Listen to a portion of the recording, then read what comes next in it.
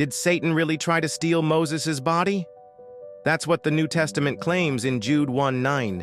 It says Satan wanted Moses' body, and God had to send the archangel Michael to fight him off. But let's stop right there, because that story is dramatic and completely false. It's grand theory that doesn't exist.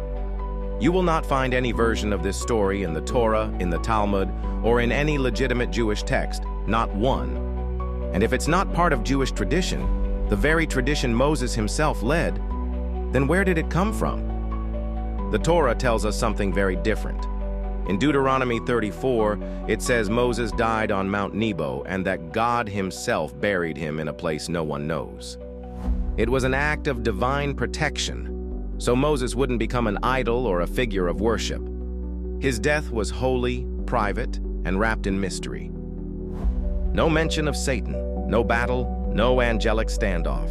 That entire narrative is a later invention and not a Jewish one. Now think about that.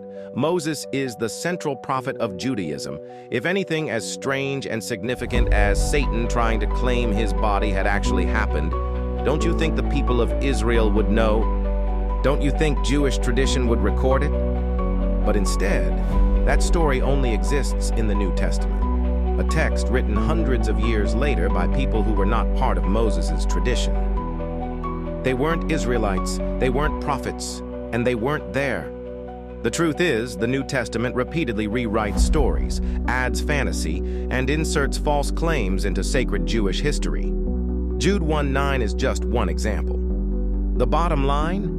If the New Testament says something that directly contradicts the people, texts, and traditions it claims to build on, then it's not a divine continuation. It's a human invention, a fabrication.